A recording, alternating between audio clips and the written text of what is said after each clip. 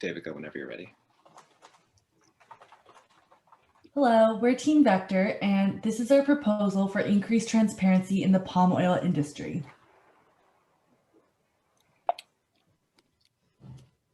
Iban Dayak is an indigenous group in Borneo. Francesca, an Iban Dayak mom of two, was asked to forcibly relocate due to an incoming oil plantation. After she refused, oil company representatives torched her home. This is a short anecdote by her. We heard a loud noise and could see smoke. I went to see, and it was crazy. My house was already burned. Everything was in there. My son's bicycle, clothes, and all the wood we planned to build a house. All was gone.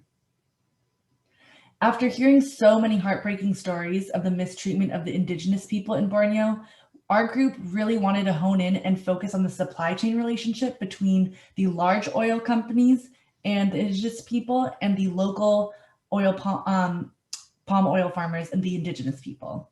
So just a little bit of background, Borneo has a very large indigenous population, and in 2019, Indonesia finally recognized the land ownership rights of these indigenous people in their constitution.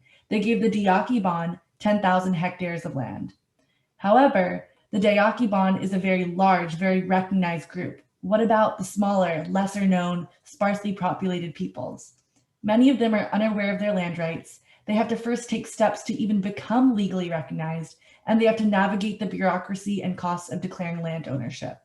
In order to even address these issues, we have to be able to locate these populations. Who and where are they? And here is our solution. We would like to use artificial intelligence on satellite imagery so that we can pinpoint the locations of these indigenous populations throughout the Kalimantan region. Once we identify where they are, we want to assist them in applying for legal status and in the acquisition of their land permits.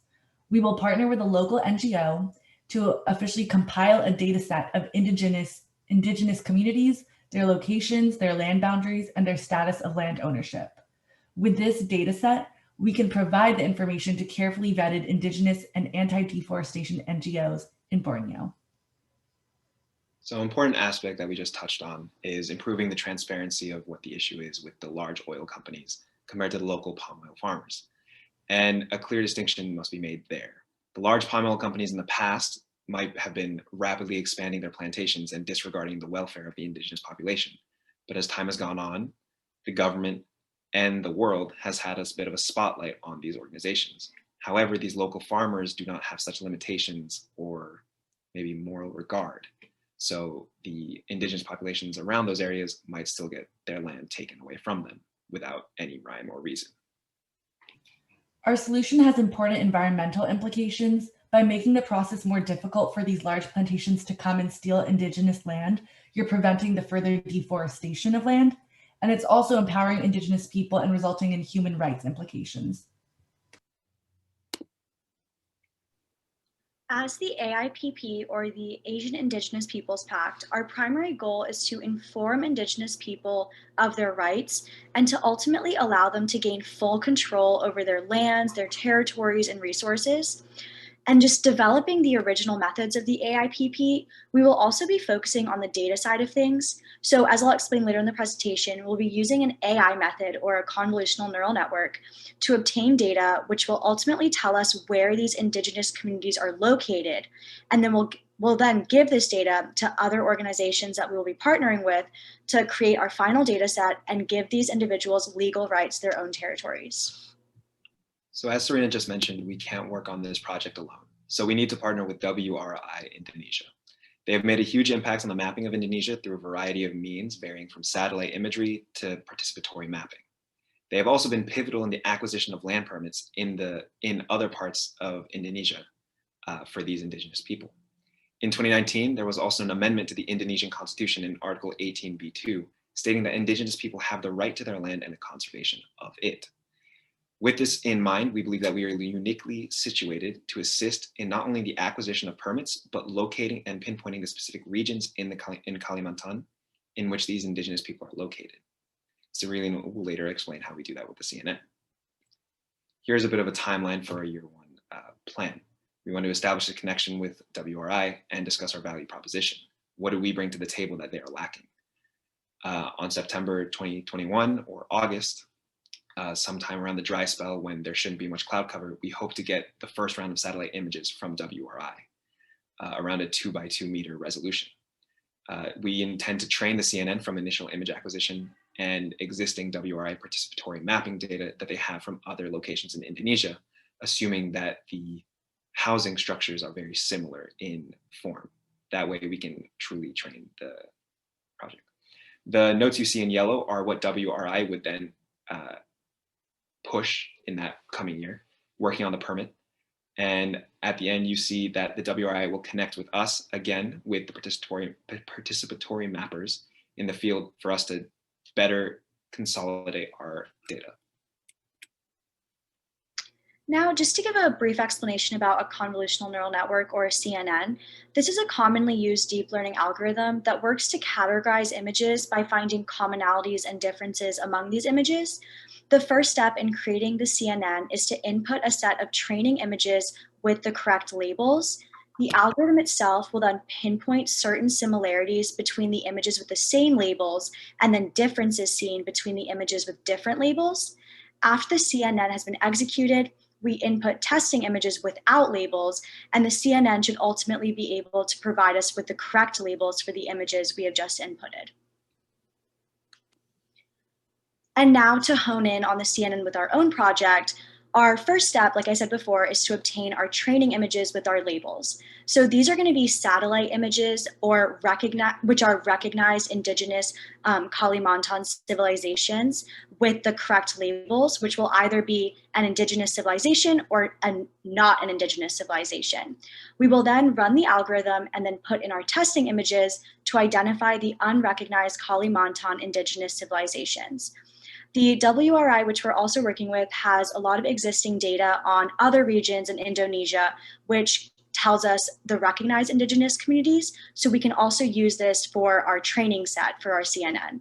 And there's also been a great deal of research about using satellite space data in the Amazon to find tribes of people who live in the rainforest. And these are usually unrecognized tribes. So using this research, we know that they are able to monitor the unrecognized tribes in the Amazon.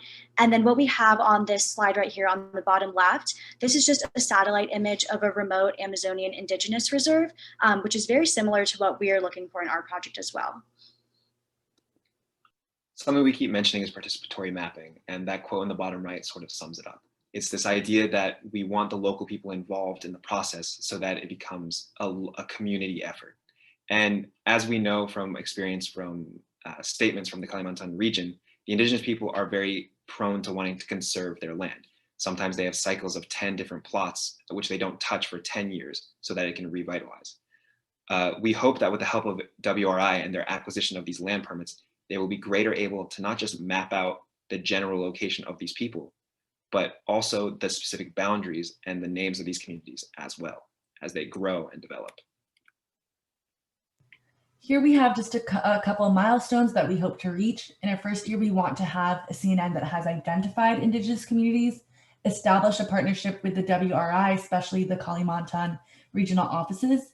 And we just really want to start and create and maintain this organized data set that has all these variables. And as Milton just revealed from the participatory mapping, along with like the land ownership and the boundaries information, also kind of understanding if they feel a threat from large companies versus small companies. And in the following years, we would like to retrain the CNN for higher accuracy, which involves feeding in information of communities identified by WRI, and also training it on new satellite imagery and data. So finally, we have a bit of our financial planning. Firstly, getting access to these maps with the resolution we require could draw a hefty cost. So we have budgeted around $300,000 to get the map access for not just the first year, but the subsequent years as well, creating the sense of a partnership between us and WRI as we attempt to better this region and hopefully other regions in the process with our developed research. The next step would be $100,000 going to the development of the CNN. The corporate shift from AIPP to a more data-oriented structure, and also the movement of manpower, as mentioned before, from Jakarta where WRI is currently located to Kalimantan, and potentially having to develop that process would also draw about another $200,000. And then ultimately, the implementation of participatory mapping relies upon us getting involved with the community and not just having them do it for the sake of good. We cannot just assume they're willing to do this for us or themselves. So what can we do to compensate them? All right, sorry to interject, but I think we are moving into 5 minutes of questioning. If you would all want to finish quickly, but and then I'm happy to. Yeah, just 30 seconds. Just quickly to round it up. We believe this project is financially feasible, logistically feasible. We have seen it done in the past. WRI has been able to do this sort of mapping process with partnering with the local communities. And through our data set, through the CNN, we believe we can start them from a higher point, where they might have started with 4,000 hectares of permits in the first year. We could start from about 20,000, because we already know where these people are. We don't have to start from the ground, literally walking from one community to the next. We know where they are. We can send larger amounts of people and expand from there.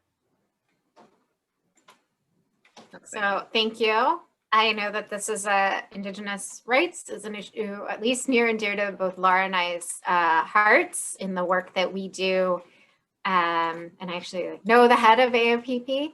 And so I actually want to offer Laura, I don't have a lot of questions immediately coming to me. So Laura and Rob, you guys are better knowledgeable on some of the tech side of things, I think, specifically. So Rob, do you want to speak? Yeah, I can start. Thank you all for this great presentation. A really interesting approach.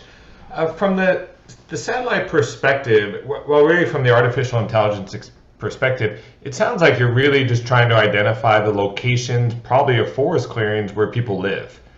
And so what's the advantage of bringing in artificial intelligence and the development of that whole algorithm at a fairly high cost versus buying the satellite imagery, making sure you have great data, and then just looking at it and identifying the locations, and then using the participatory mapping to go ahead and identify what they would call their community?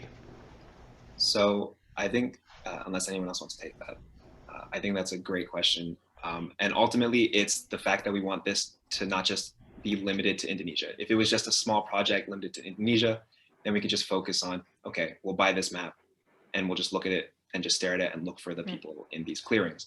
But ultimately, we want to expand this to the rest of Indonesia, the Philippines, these places where there's such a vast amount of land that's undocumented. And the investment of this artificial intelligence would drastically help not just Southeast Asia, but potentially Africa, South America. But that's very long term. And just a quick follow-up, is there anything in the artificial intelligence algorithm that would allow you to go beyond just finding the locations of people's dwellings? So is there something that could be detected that identified what the extent of their holdings are, their land holdings are? We talked about the structure of plantations and how palm olive trees in general palm oil trees in general are rather structured in their orientation, right? It's not naturally set up. It's very in a line, in an order, in a row.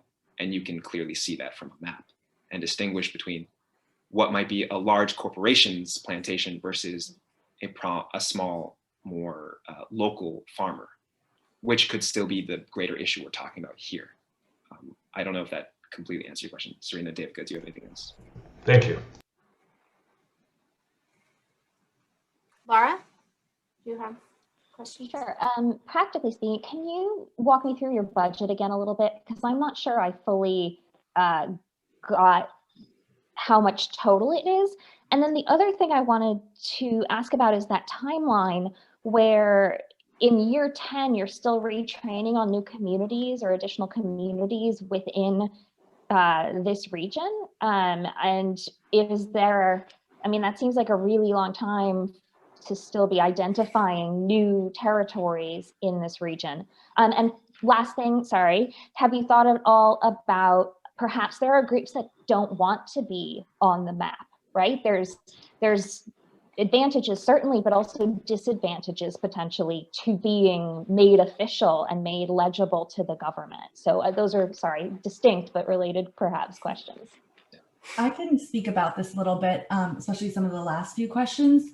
I think we really thought about how this can be sensitive information and how, like, in the wrong hands, this is dangerous information, considering its land boundaries, it's sensitive information. And so that's why when we're releasing this to the NGOs who can really help them and get them the benefits of acquiring land, we have to go through a process. We have to make sure that these NGOs are carefully vetted and that their data security kind of aligns with our standards as well, if that makes sense, and just make sure that they're using this information in a very like ethically sound way.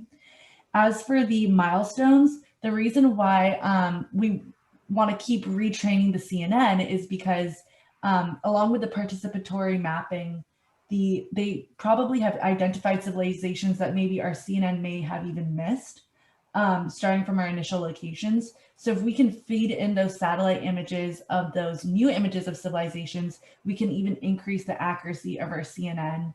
And like Milton mentioned, I think the whole reason behind doing that would just to improve the accuracy, and long term, this is something we'd like to see expand to many more countries.